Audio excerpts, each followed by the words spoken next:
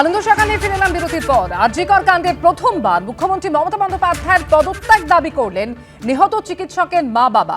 তার মৃত্যুর জন্য রাজ্য সরকারই পুরো দায়ী। এই অবস্থায় মুখ্যমন্ত্রীর ক্ষমতায় থাকার কোনো যুক্তি নেই বললেন আরজিকর মেডিকেলে নিহত চিকিৎসকের বাবা। এই নিয়ে কড়া প্রতিক্রিয়া দিয়েছে তৃণমূলও। তারা বলছে তৃণমূল বিরোধীদের মতো কথা বলছে নিহত চিকিৎসকের পরিবার। আমাদের এই মেয়ের মৃত্যুর জন্য মুখ্যমন্ত্রী দায়ী। ওনার এই দায় পুরো নিজের গাতে নিয়ে পদত্যাগ করা এক্ষুনি উচিত। আরজিকর কাণ্ডে নিহত চিকিৎসকের পরিবার এবার সরাসরি মমতা বন্দ্যোপাধ্যায়ের পদত্যাগ দাবি করল। আমার মেয়ে সবজন পশ্চিমবঙ্গ সরকারের কর্মচারী ছিল এবং একজন ছাত্রী ছিল কলেজের। সুতরাং রাজ্য সরকার এর দায় এড়িয়ে আমার মেয়ের মৃত্যুর জন্য রাজ্য সরকার পুরো, আমি সরাসরি বলছি, রাজ্য সরকার পুরো দায়ী। এই অবস্থাতে মুখ্যমন্ত্রীর ক্ষমতায় থাকার কোনো যুক্তি নেই। ওনার এই দায় পুরো নিজের গাতে নিয়ে পদত্যাগ করা এক্ষুনি উচিত। কেন রাজ্য সরকার তড়িঘড়ি সঞ্জয় রায়ের ফাঁসি চেয়ে হাইকোর্টে গেল তা নিয়েও ফের একবার চাঞ্চল্যকর অভিযোগ করলেন নিহতর মা বাবা। আজকে সঞ্জয় যেহেতু উনি যাবজ্জীবন দিয়েছেন, তার বিরুদ্ধে মামলা করতে আবার হাইকোর্টে দৌড়াচ্ছে। তাহলে কি হচ্ছে, উনি যে দোষী এবং প্রমাণ করে দিয়েছেন লোয়ার কোর্টের যে জজ, সেটা বুঝতে পেরেই উনি মানুষকে বোকা বানানোর জন্য আজকে হাইকোর্টে দৌড়িয়েছেন। শেষ প্রমাণটুকুও যেন লোপাট করা যায়, কোনো প্রমাণই তো উনি রাখেননি, যাতে শেষ প্রমাণটুকুও লোপাট করা যায় তার জন্য মরিয়া হয়ে উঠেছেন উনি। তড়িঘড়ি কেন নিহত চিকিৎসকের শেষকৃত্য করা হয়েছিল, কি লুকোতে? শুরু থেকে ওঠা এই প্রশ্ন নিয়েও বিস্ফোরক অভিযোগ করেছেন নিহত চিকিৎসকের মা বাবা। তখন আমার মেয়ের দেহটাকে চুল্লিতে ঢুকিয়ে দেওয়া হলো, তখন আমাদের এখানকার এমএলএ নির্মল ঘোষ সঞ্জীব মুখার্জির পিঠ চাপড়ে ওয়েল ডান বয় বলছিল। এই নির্দেশ আমি মনে করি মুখ্যমন্ত্রীর পুরো হস্তক্ষেপে এটা হয়েছে। এরা সম্পূর্ণভাবে তথ্য প্রমাণ লোপাটের সঙ্গে যুক্ত। এদের কেন পুলিশ সিবিআই গ্রেপ্তার করে তাদের কঠোর শাস্তি দিচ্ছে না, এটা আমার সমস্ত সরকারের কাছে এবং রাজ্য সরকার, কেন্দ্র সরকারের কাছে। নিহত চিকিৎসকের মা বাবার অভিযোগ প্রসঙ্গে পানিহাটির তৃণমূল বিধায়ক নির্মল ঘোষের সঙ্গে বারবার যোগাযোগ করা হলেও তার কোনো প্রতিক্রিয়া পাওয়া যায়নি। তবে মুখ্যমন্ত্রীর বিরুদ্ধে বিস্ফোরক অভিযোগ প্রসঙ্গে নিহত চিকিৎসকের মা বাবার বিরুদ্ধে কড়া প্রতিক্রিয়া দিয়েছে তৃণমূল। যে মুখ্যমন্ত্রী, যে পুলিশ 24 ঘন্টার মধ্যে তার মেয়ের ধর্ষক এবং খুনিকে ধরে আনলো, তাকে ধন্যবাদ জানানোর বদলে যদি অন্য কোনো ধরনের বিরূপ মন্তব্য হয় এবং আদালতের সব প্রসেস দেখেও, তাহলে ধরে নিতে হবে যে এই অন্ধ তৃণমূল বিরোধী কিছু অশুভ শক্তির হাতে তারা পরিচালিত হচ্ছে। আরজিকর কাণ্ডে নিম্ন আদালত রায় ঘোষণা করেছে। এবার আইনি যুদ্ধ হাইকোর্টে। অজস্র অধরা প্রশ্নের উত্তর কি কোনোদিন পাওয়া যাবে? উজ্জ্বল মুখোপাধ্যায়, কৃষ্ণেন্দু অধিকারী ও সমীরণ পালের রিপোর্ট, এবিপি আনন্দ। দেবনানন্দ, আপনি শুনলেন পুরোটা। এক তো রাজ্য সরকারের তড়িঘড়ি হাইকোর্টে যাওয়া, সেটা নিয়ে পরিবারের মনে সংশয় রয়েছে এবং পরিবারের যেটা বক্তব্য এই মুহূর্তে, যে একজন সরকারি কর্মচারী ছিল তাদের মেয়ে, কাজেই রাজ্য সরকার এর দায় কোনোভাবেই অস্বীকার করতে পারে না এবং এই দায় পুরো কাঁধে নিয়ে মুখ্যমন্ত্রীকে পদত্যাগ করতে হবে। আপনার প্রতিক্রিয়া? না, একটু আগে কুণাল বাবু যেটা বললেন, আমারও বক্তব্য তাই, কিন্তু আমার প্রশ্ন হচ্ছে, এই সঞ্জয় তো 12 ঘন্টার মধ্যে সঞ্জয়কে ধরলো এবং লাস্টে ওই শাসি পেল এবং পুলিশ বাধ্য হলো একজনই মারার জন্য দায়ী। এখন এত রাজনীতির সঙ্গে ওনাকে ভুল বোঝানো হচ্ছে, বিভিন্ন পার্টি হয়ে গেছে, তো ভুল বোঝানোর জন্য ওনার কানে যে কুযুক্তিগুলো দিচ্ছে, এইটি আমার খুব দুঃখ লাগে। কেন সরকার যাবে না? কারণ এর আগেও উনি যে শাস্তিগুলো দিয়েছেন, এমনকি মাদক প্রচারও পর্যন্ত, মৃত্যুদণ্ড পর্যন্ত, এটা কেন রেয়ার অফ দ্য রেয়ারেস্ট প্রমাণ করতে পারলো না? বললো ওই একাই দোষী এবং সিবিআইও বললো, পুলিশ যা বলেছে। সুতরাং উনি এখন মমতা ব্যানার্জির বিরুদ্ধে ওনাকে বিভিন্ন কানাঘুষো দেওয়া হচ্ছে বলে আজকে উনি বলছেন। ওনার বক্তব্যে আমি কিছু মনে করি না, কারণ যার গেল তার অনেক কিছু মনে পড়তেই পারে, কিন্তু বাস্তব যে চিত্রগুলো মমতা ব্যানার্জি পুলিশ এটা করেছিল বলে আজকে এই প্রমাণটা হলো, সেটা তো আর কোর্টটা বলছে না। কোর্ট হ্যাঁ বিভিন্ন ত্রুটি থাকলেও যেটুকু প্রমাণ হচ্ছে একজনই দোষী এবং সেই প্রমাণটাই একেবারে কোর্টে প্রমাণিত হলো। কিন্তু একেবারে কুণাল ঘোষের বক্তব্য আমরা শুনলাম যে ভুল বোঝানো হচ্ছে, কুযুক্তি দেওয়া হচ্ছে, যেটা দেবনারায়ণ দা বলছেন। দেখো অমৃতা, প্রথমত প্রথম থেকেই আমরা তো মুখ্যমন্ত্রীর ইনসেনসিটিভ কমেন্টস দেখছি এবং তার সঙ্গে কুণাল ঘোষ এবং এখন দেবনারায়ণ দা যার সর্বস্ব গেছে, যে বাবা মার একজন মানে একদম 35 বছরও বোধহয় নয় মেয়েটার, 31 বছরের মেয়েটা, তাকে এইভাবে এরমভাবে নৃশংসভাবে চোখ থেকে তার রক্ত বেরোচ্ছে, এইভাবে তার বাবা মাকে হারাতে হয় মেয়েটাকে, তার কানে কুযুক্তি দেওয়া হচ্ছে। এই ধরনের কথাবার্তা একমাত্র তৃণমূলপন্থী লোকজনই বলতে পারে। কিন্তু এখানে আবারও একটু লজিক্যালি ভাবতে হবে, যারা তোমাদের স্টুডিওতে বিভিন্ন সময় ক্যামেরাম্যানের সঙ্গেও কথা বলতে, মানে রিপোর্টারদের সঙ্গে কথা বলতে বলতে থেকে থেকে কেঁদে ফেলছে, তাদেরও আমি বলবো যে তারা কিন্তু খুব লজিক্যাল চিন্তাভাবনা করছে। আজকে এটা একেবারে অস্বীকার করার জায়গা নেই যে মুখ্যমন্ত্রী কোথাও রেপ হলে উনি আগে কমেন্ট করেন যে দেখো এটা সাজানো ঘটনা, দেখো 14 বছরের মেয়ে তার অ্যাফেয়ার চলছে কিনা। সে সঙ্গে সঙ্গে ছিলেন ঝাড়গ্রামে, সেই দিন বললো আমি আগে টাকা দিয়ে দিচ্ছি, তারপরে বললো কই না আমি তো টাকা দিইনি। তারপরে যখন টিভির তরফ থেকে, মানে তোমাদের স্টুডিও থেকে, বিভিন্ন চ্যানেল থেকে দেখানো হলো যে না দেখুন আপনিই বলেছিলেন, আগে বলেছিলেন 10 লক্ষ টাকা দেবেন, এবং তারপরে তৎক্ষণাৎ সন্দীপ ঘোষকে ওখান থেকে বের করে 4 ঘন্টার মধ্যে আরেকটা পোস্টিং দেওয়া। আমি যদি এই মুহূর্তে এটাও ইগনোর করি যে 14 বছর একই মহিলা সিএম এবং হেলথ মিনিস্টার, তার সাথেও বেসিক হেলথ ইনফ্রাস্ট্রাকচার উনি কোথাও ইমপ্রুভ করেননি। যে ডাক্তারবাবু অন ডিউটি হসপিটাল, তারকে প্রোটেকশন দিতে পারে না, সেই মুখ্যমন্ত্রী থাকার কোনো অধিকার নেই। তাই আমরা বলতাম সবসময় মমতার পদত্যাগ। আপনি মায়া করেন না, এ তো আপনার সিবিআই ব্যর্থতা। সিবিআই আমি ওন করি না, আপনি মনে করেন তাই। নিশ্চয়ই উল্টো পাল্টা বলে কিছু হবে না, আসলটাকে স্বীকার করুন। এই প্রশ্নটা কিন্তু বারবার উঠছে যে সিবিআই বিরলের মধ্যে বিরলতম বলে প্রমাণ করতে পারলো না, এবং যে কারণে সর্বোচ্চ শাস্তি হলো না। সিবিআই ভূমিকা নিয়ে একইভাবে প্রশ্ন উঠছে। তবে চন্দা, যে কথা বারবার আমরা দেখতে পাচ্ছি যে তৃণমূলের নেতৃত্বের তরফ থেকে বলা হচ্ছে যে যা করার সেই সমস্ত পুলিশই তো করেছিল, কয়েক ঘন্টার মধ্যে সঞ্জয় রায়কে গ্রেফতার করা হয়েছিল এবং সেই পথেই এগিয়েছে সিবিআই। রাজ্য সরকার কি দায় ছেড়ে ফেলতে পারে? সবটা গুছিয়ে নিয়ে তারপর করা হয়েছিল, প্রমাণ লোপাট্টোপাটগুলো করে তারপরে সঞ্জয় রায়কে দোষী সাব্যস্ত করে দোষী সাজিয়ে তারপর নিয়ে যাওয়া হয়। কারণটা হচ্ছে এখানটায় আপনি রায়টা যদি দেখেন অমৃতা, নির্দিষ্টভাবে রায়টা দেখলেই বুঝতে পারবেন যে সিবিআই পুরোপুরি একটা যেদিকটা তদন্ত এগোবার কথা সেদিকটা না গিয়ে নিজেদের হিসেব মতো, আলাদা কলকাতা পুলিশের বা পশ্চিমবঙ্গ সরকারের সর্বোচ্চ যিনি পদে আছেন তার হিসেব মতো এগোবার চেষ্টা করেছে, যেটা অত্যন্ত দুর্ভাগ্যজনক। প্রথমে ফাউন্ডেড বলা বা ফাউন্ড আনকনশাস বলা হয়েছিল, এক তরুণী চিকিৎসকের কথা ফাউন্ড আনকনশাস বলা হচ্ছে, যখন অলরেডি ডেট ডিক্লেয়ার করে দিচ্ছেন। সবচেয়ে বড় কথা কি, এতগুলো ডাক্তার ছিলেন ইনক্লুডিং সন্দীপ ঘোষ, কেউ বুঝতে পারেন না যে রোগিনী যে বেঁচে নেই।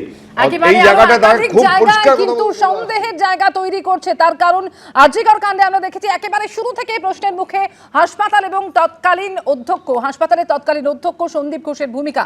সন্দীপের বিরুদ্ধে ঘটনার ধামাচাপা দিতে মৃতদেহ দ্রুত মর্গে পাঠানোর অভিযোগ উঠেছে। যদি আমার মেয়ে একটা প্রতিষ্ঠানিক খুন এবং একটা বলবো তার দ্বিতীয় বাড়িতে সে খুন হয়েছে, এটা যদি খুনি না ধরা পড়ে, তাহলে আগামী প্রজন্মের জন্য আমরা কি রেখে যাব? আমার মেয়ে তো আর ফিরে আসবে না।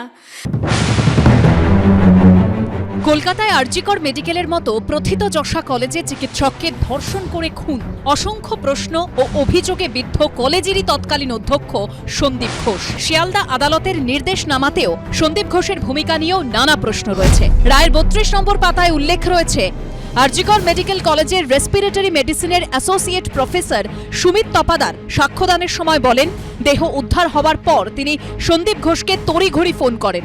সন্দীপ ঘোষ ফোন না তোলায় তিনি মেসেজে লেখেন, খুব গুরুত্বপূর্ণ বিষয়, 5 মিনিটের মধ্যে ফোন করুন। এরপর কল ব্যাক করেন সন্দীপ ঘোষ। ওই সাক্ষী তাঁর বয়ানে বলেন, ঝামেলা এড়াতে দ্রুত মৃতদেহ মর্গে পাঠাতে বলেন সন্দীপ ঘোষ। তখন ওই সাক্ষী বলেন, ইতিমধ্যেই পুলিশকে খবর দেওয়া হয়েছে, তদন্ত ছাড়া দেহ মর্গে পাঠানো যাবে না।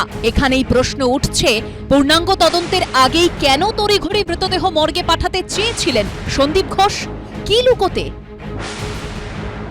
কোন মোটিভে, কোন উদ্দেশ্যে তিনি এরকম তাড়াহুড়ো করেছিলেন? কিন্তু এটা সন্দীপ ঘোষ নন, পুরো সন্দীপ বাহিনী, যারা তাড়াহুড়ো করে কি করে বডিটাকে নিয়ে পোস্টমর্টম করিয়ে তাড়াহুড়ো করে ধামাচাপা দেওয়ার চেষ্টা। ব্যাপারগুলো চার্জশিটে এখনো পর্যন্ত আসেনি, তদন্ত হয়ে উঠে আসুক যে সন্দীপ ঘোষ আবার কার থেকে পেয়েছিল ইনস্ট্রাকশন। আমরা মনে করি এই ঘটনাটার শিকড় অনেক দূর। আমাদের এখানকার এমএলএ, লোকাল কমিশনার, তাদের সঙ্গে সন্দীপ ঘোষ বসে 1.5 ঘন্টা মিটিং করেছে। অবশ্য আমাদের সঙ্গে এসে একবারও কথা বলার প্রয়োজন মনে করেনি এবং আমার মেয়ের মৃতদেহ আমাদের কাছে হ্যান্ডওভার করেনি। সন্দীপ সরকারের রিপোর্ট, এবিপি আনন্দ, কলকাতা। গতকাল বাবু এখনো পর্যন্ত রায় যা সামনে এসছে সেখান থেকে জানা যাচ্ছে, বিচারক যেরকম উল্লেখ করেছেন যে আরজি করের অ্যাসোসিয়েট প্রফেসর সুমিত তপাদার দেহ উদ্ধার হওয়ার পর তিনি ফোন করেছিলেন সন্দীপ ঘোষকে, পরে সন্দীপ ঘোষ কল ব্যাক করেন এবং দ্রুত মৃতদেহ মর্গে পাঠানোর কথা বলেন। এই জায়গা থেকেই তো সন্দেহের অনেকখানি জায়গায় তৈরি হচ্ছে। তাহলে কি একেবারে শুরু থেকেই ঘটনা ধামাচাপা দেওয়ার একটা প্রচেষ্টা হয়েছিল? দেখুন, আপনি যদি শিয়ালদা কোর্টের রায় দেখেন তাহলে দেখবেন যে ইনিশিয়াল স্টেজে যে এফার্টটা পুলিশ নিয়েছিল সেটা হচ্ছে পুলিশ এবং অথরিটি সম্মিলিতভাবে যে এফার্ট নিয়েছিল সেটা হচ্ছে কেসটাকে কভার আপ করে দেওয়া, কেসটাকে ঘুরিয়ে দেওয়া। এবং সেই জন্য দেখতে পাচ্ছি আমরা সেখানে নাম্বার 1 আপনি প্রথমেই দেখবেন জিডি থেকে শুরু করুন। আপনি জিডি থেকে খবর এলেও আপনার আউটপোস্ট খবর দিল তারা থানা থেকে সাব ইন্সপেক্টর এলো, কিন্তু জিডি এন্ট্রি হয়নি। জিডি এন্ট্রি অনেক পরে হয়েছে, যেটা রিফ্লেক্ট করেছে আপনার রিপোর্টে রিফ্লেক্ট হয়েছে এটা। নাম্বার 2 হচ্ছে যে তদন্তন যে রূপালী মুখার্জি বলে যে ইন্সপেক্টর ইনচার্জ যিনি ছিলেন তার অ্যাক্টিভিটির সম্বন্ধে প্রচণ্ড রকমের কমেন্টস রয়েছে আপনার রিপোর্টের মধ্যে। থার্ড হচ্ছে যে পোস্টমর্টম, বিয়ন্ড ইম্পর্টেন্ট থিং হচ্ছে post-mortem totally illegal, not only illegal এবং সিস্টেমেটিক হতে হয়নি। সিন অফ ক্রাইম প্রিজার্ভেশন হয়নি ঠিক মতো। 3-4 ঘন্টা বা 3-4 দিন সিন অফ ক্রাইমের মধ্যে যে কেউ গেছে আসছে এবং সমস্ত কিছু নমুনা দূষিত হয়েছিল, যে আশঙ্কার জায়গাটা বিচারক রায় উল্লেখ করেছেন এবং সত্যি যা তদন্ত হয়েছে, কতটা স্বচ্ছভাবে হয়েছে তা নিয়ে অনেকখানি আশঙ্কার জায়গা তৈরি হচ্ছে। তার কারণ নিহত চিকিৎসকের ময়নাতদন্ত যে কতটা অস্বাস্থ্যকর পরিবেশে হয়েছিল তাও রায়ের কপিতে সবিস্তারে উল্লেখ করেছেন শিয়ালদা আদালতের বিচারক। দেখাবো আপনাদের। হাসপাতালে একজন চিকিৎসকের ধর্ষণ খুনের পর ময়নাতদন্ত কিভাবে হয়েছিল তাও রায়ের কপিতে উল্লেখ করেছেন শিয়ালদা আদালতের বিচারক। তিনি লিখেছেন, তিনি ময়নাতদন্তের ভিডিও ফুটেজ দেখেছেন। সেখানে দেখা গেছে অন্য মহিলাদের মৃতদেহ মেঝেতে শোয়ানো ছিল। যে ট্রেতে ময়নাতদন্ত হয় তা জীবাণুমুক্ত করা হয়নি। দেখা গেছে নমুনা সংগ্রহের আগে ডোম, গ্লাভস বা অ্যাপ্রন পাল্টাননি। ভিডিওতে এটা পরিষ্কার যে ময়নাতদন্তে ব্যবহৃত ছুরি, কাঁচি জীবাণুমুক্ত করা হয়নি। এটাই দেখিয়ে দিচ্ছে আদর্শ পরিকাঠামো না থাকায় ময়নাতদন্তের যথাযথ প্রোটোকলই মানা হয়নি। ভিডিওতে দেখা যাচ্ছে ময়নাতদন্তের ঘরে নমুনা দূষিত হওয়ার সব রকম সম্ভাবনা রয়েছে। ডিএনএ টেস্টের রিপোর্টের ওপরে ওর সাজা হলো, তাহলে ডিএনএ টেস্টের ওই রিপোর্টের ওপরেই আমি বলছি আবার ইনভেস্টিগেশন হোক, আবার ডিউটিরত নার্স এবং ওই সময় ওই প্রেমিসেসের যারা ছিল সবার ডিএনএ টেস্ট হোক, তাদের মেলানো হোক। কেন ওর ওপরেই ভিত্তি করে একজনের লাইফ সাজা হয়ে গেল। 4 জন পুরুষ এবং 1 জন মহিলা, 4 জন তোমার সঙ্গে খেয়েছে ভিকটিমের সঙ্গে, তাদের স্যাম্পল নিয়েছো? এখানেই প্রশ্ন উঠছে, যাতে নমুনা দূষিত হয়ে যায়, যথাযথ তথ্য প্রমাণ না মেলে, সুবিচার না পাওয়া যায়, সেজন্য কি ইচ্ছাকৃতভাবেই এরকম একটা পরিবেশে ময়নাতদন্ত হয়েছিল? এক্সট্রা যে আমরা যে কন্টামিনেটেড ডিএনএর কথা আসছে, যে এক্সট্রা ডিএনএর প্রেজেন্সের কথা আসছে, এই ডিএনএ যে মানে একুজডের সাথে, সঞ্জয় রায়ের সাথে যারা যুক্ত ছিল বলে আমরা বলছি, সিএসএফএল এর রিপোর্টে এক্সট্রা মাল্টিপল ডিএনএর প্রেজেন্স বলছে। এই ডিএনএ ওই এরিয়ার কন্টামিনেটেড ডিএনএর প্রশ্ন না, এই ডিএনএ সত্যিকারেই রেপ এবং মার্ডারের মতো ঘটনাতে যারা যুক্ত ছিল তাদের ডিএনএ। তাহলে তদন্তকারী সংস্থাকে এটা তদন্ত করে পরিষ্কার করে বলতে হবে যে এই ডিএনএ কাদের ডিএনএ। তথ্য প্রমাণ লোপাটের অভিযোগ নিয়ে কি সিবিআই সাপ্লিমেন্টারি চার্জশিট দেবে? দিলে কবে? সন্দীপ সরকারের রিপোর্ট, এবিপি আনন্দ, কলকাতা। গোবলায়ের বাহুবলীদের শক্তি প্রদর্শনের ছবি এবার এই বাংলায়। মালদার মানিকচকে ভিড়ের মধ্যে শূন্যে গুলি চালিয়ে সূচনা হলো ভলিবল টুর্নামেন্টের। ভাইরাল হলো সেই ছবি। অস্ত্র বাজেয়াপ্ত করে অস্ত্র আইনে মামলা রুজু করা হয়েছে।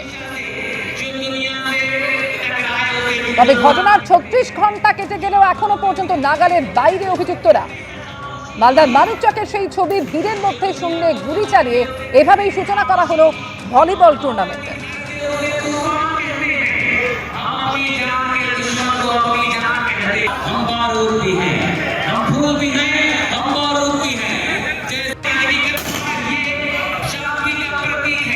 ये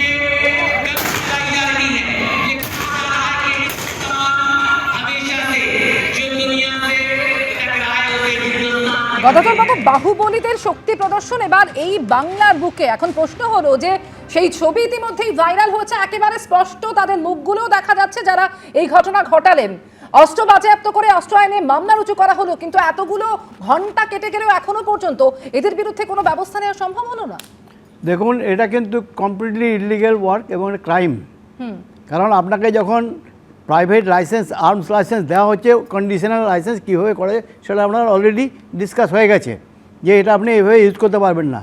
এই যে পাবলিকলি যে 5 রাউন্ড যে ফায়ার করলেন এই যে আপনার এই লাইসেন্স হতে পারে, কিন্তু এটা কিন্তু পাবলিকলি করেছেন। এতে পিস অ্যান্ড ট্র্যাঙ্কুইলিটিতে এতে কিন্তু আঘাত হয়েছে, এটা ভায়োলেশন হয়েছে। পুলিশ কেস শুরু করেছে এবং আর্মসটাকে সিজ করেছে। Why not the arms holder, যাদের লাইসেন্স হোল্ডারদের তো দায়ী, কারণ তারা কেন এই আর্মসটাকে ইউজ করতে দিল পাবলিকলি। এবং এটা যদি দেখেন এই ইন্সপেকশন, আমার যা মনে হয় যে আপনি দেখেন অলিম্পিকে যখন রান হয় তখন দেখবেন একটা ফায়ারিং হয় একটা, সেটা হচ্ছে টয় ফায়ারিং। সেগুলো টয় পিস্তল এবং সেগুলো কিন্তু কোনো বোর্ডের পিস্তল নয় কোনো, এবং সে যে বুলেটগুলো থাকে সেগুলো হচ্ছে অনলি সাউন্ড বুলেট, আর এইগুলো হচ্ছে অরিজিনাল বুলেট। অর্থাৎ এই বুলেট যদি কাউকে আঘাত করে তখন যে কোনো ইনজুরি হতে পারে, ফ্যাটাল ডেথও হতে পারে। সুতরাং পাবলিকলি এইগুলো ইউজ করার জন্যে এদের ইমিডিয়েটলি অ্যারেস্ট করা দরকার। একেবারে দেবনানন্দার কাছে এই জায়গা থেকেই প্রশ্ন করবো। দেবনানন্দা, যে ঘটনা আমরা দেখলাম একেবারে শূন্যে গুলি চালিয়ে এইভাবে ভলিবল টুর্নামেন্টের সূচনা করা হলো, আর ঠিক যে অনুষ্ঠানে এই ঘটনা ঘটেছে সেখানে তৃণমূল নেতারাও উপস্থিত ছিলেন। না, যে কথাটা বলা হচ্ছে সেটা আইনের চোখে যদি অন্যায় হয় অবশ্যই এর বিরুদ্ধে স্টেপ নেই। এটা নিয়ে কোনো তৃণমূল হোক যা হোক, কোনো জিনিস যদি বেআইনি করা হয় সেটা আইনের চোখে অপরাধ হলে কোর্ট বা প্রশাসন তার স্টেপ নেওয়া উচিত। ঠিকই কথা বলছেন গদাধর বাবু, যেটা অন্যায় হয়েছে বলেই তো অস্ত্র বাজেয়াপ্ত করা হয়েছে, কিন্তু যারা এই ঘটনা ঘটালো তাদের বিরুদ্ধে ব্যবস্থা কোথায়? আপনি একটা শরণার্থী জিন্দের বন্দি থেকে কোটেশন দিয়ে দিন। আমি বলছি আমি তো বলবো না বিজেপির মতো তো বলবো না। আমি কেন বলবো? বললেও তাকে ধরা হয় না, জিন্দের বন্দির একটা লাইন বলে দিন। ধরা হয় না। বিজেপির বহু ইতিহাস আছে, তারা শূন্যে গুলি করে, এমনি গুলি করে, তারা কাউকে ধরা হয় না। আমি তো বলছি অন্যায় যেটা হয়েছে, যখন করা এটা আমি আশা করি। শতরূপাদেব তৃণমূল বিধায়ক বলছেন আবেগের বশে এই ঘটনা ঘটে গিয়েছে। ভীষণ আবেগ, ওদের তো এত আইডিওলজি, এত আবেগ, যার জন্য বন্দুকে একেবারে পয়েন্ট ব্ল্যাঙ্ক মারতে হয়, সেখানে গুলি বেরোয় না বলে সুশান্ত ঘোষ বেঁচে যায়। তারা করে তাদেরই পঞ্চায়েত প্রধানকে গ্যারাজের মধ্যে অন্য একটা শোরুমের মধ্যে গিয়ে পয়েন্ট ব্ল্যাঙ্ক মেরে তাকে খুন করতে হয়। আমার গলাটা আরো বড় আছে কিন্তু এখন বলতে পারছি না। এটা গদাধর বাবু টয়গানের কথা বলছিলেন, এখানে তো আসল অন্যায়কে অন্যায়। আরে মানুষের কোনো যে ঘটনা ঘটেছে যদি কোনো বিপদ হয়ে যেত ভিড়ের মধ্যে, আপনি দেখতে পাবেন এই মালদা জেলাতে যেখানে পুলিশের এত বেশি সতর্কতা থাকা উচিত, কয়েকদিন ধরেই উত্তরবঙ্গ জুড়ে যে একেবারে ঘটনা ঘটছে, মালদাতে কতগুলো ঘটনা ঘটলো। উত্তরবঙ্গ পুলিশের কোনো দায় নেই এদেরকে অ্যারেস্ট করবার। আপনাকে জানিয়ে রাখি, আপনি সার্চ করবেন, এটা গদাধর স্যার জানেন, অফিসিয়ালি রাইফেল বিক্রি হয় না, অফিসিয়ালি রাইফেল বিক্রি করা যায় না, এয়ার রাইফেল বিক্রি করা যায়, এয়ার রাইফেল বিক্রি করা যায়। আপনি প্রাইস খুঁজুন, দেখবেন যে অরিজিন যে রাইফেল তার কোনো প্রাইস নেই। এটা একটা নির্দিষ্ট রেগুলেটরি বোর্ড আছে যারা এটা বিক্রি করে। হ্যাঁ, বিক্রি করার রাইট এখানটায় আত্মরক্ষার জন্য একমাত্র এই অস্ত্র ব্যবহার করার অধিকার আছে। এই মজা করার জন্য যদি একটা ভয়ঙ্কর ঘটনা ঘটতো, তৃণমূলের নেতাদের সামনে ঘটনাগুলো ঘটেছে, অ্যাফিলিয়েশন তৃণমূলের রয়েছে, কংগ্রেসে তৃণমূলের রয়েছে, তৃণমূলের মদত আছে এতে। এটাকে আনন্দ আবেগের বশে গুলি চালাবেন? কোথায় কি করছেন এরা, কি বলছেন কোনো দায় নেই। একজন অধ্যাপক এটা সমর্থন করে যাচ্ছে তৃণমূলের প্ররোচনায় না, অতি উৎসাহী করে কোনো অতি উৎসাহী তৃণমূলের নেতারা বলবেন না, খাওয়াবেন না। গুলি চলেছে, মজা পেয়েছেন নাকি? গুলি চালিয়েছে, মজা পেয়েছে। আপনি তৃণমূলেও অন্যায়, বিজেপি সিপিএম আমারও না কারো। আরে সিপিএম কবে কই ছিল? বাজে কথা বলছেন। অন্যায়টা অন্যায়, এই জিনিসগুলো অবশ্যই দেখা অবশ্যই সরকারের এবং প্রশাসনের দেখা উচিত এবং আইনত ব্যবস্থা করা। এটা নিয়ে আরে আরে এই যেটা খবর তো অন্যায় সেটা আপনাকেই দিয়ে দিতে তো হবে মশাই। অস্বীকার করছেন আপনি কি দাঁড়িয়ে দাঁড়িয়ে দেখছেন? তৃণমূল হোক দাঁড়িয়ে দাঁড়িয়ে এরা মজা দেখলো আবেগের বসে বেরিয়ে গেছে, 5 রাউন্ড গুলি চালিয়েছে, কি মজা নাকি হতে পারে কখনো? মজাটা তো উচিত নয় যে জিনিসটা আরে পেঁচিয়ে লাভ নেই। ছিল এগুলো আরো লাইট বাদুদের বাবু, যেভাবে এই ঘটনা ঘটানো হয়েছে সেটা সম্পূর্ণ আইন বিরুদ্ধ, যে কথা আপনি কিছুক্ষণ আগে বলছিলেন। আর যে অনুষ্ঠানে এই ঘটনা ঘটেছে সেখানে কিন্তু পুলিশ উপস্থিত ছিল। আমাকে হ্যাঁ।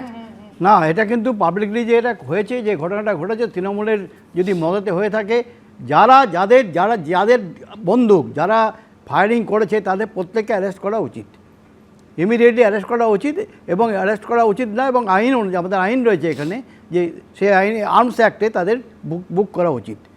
এটা কিন্তু ডেফিনেটলি এরা এটা মজাকি করে যে এটা করলো, এটা পাবলিক প্লেসে ফায়ারিং করে দেওয়া, এটা কিন্তু একটা মজার খেলা নয়।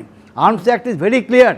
আর্মস যখন আপনাকে লাইসেন্স দেওয়া হয় ভেরি ক্লিয়ার, এবং এই আর্মস অ্যাক্টটাকে ভালো করে পড়া দরকার তৃণমূলীদের এখন, যা মনে হচ্ছে। পড়াশোনাই নেই। একেবারে 4 জনের পরে আগে কি করে বুঝবে লাইসেন্স তারা? বাতিল করা হয়েছে এবং লাইসেন্স প্রাপকদের নামেও রুজু হয়েছে মামলা, কিন্তু প্রশ্ন উঠছে যাদের বিরুদ্ধে এই অভিযোগ তাদের বিরুদ্ধে কোনো পদক্ষেপ আদৌ দেখা যাবে তো? তৎপর হবে তো পুলিশ? অবশ্যই আমাদের নজর থাকবে সেই দিকে। আলোচনা আপাতত এখানেই শেষ করব। যারা ছিলেন প্রত্যেককে অনেক ধন্যবাদ জানাবো।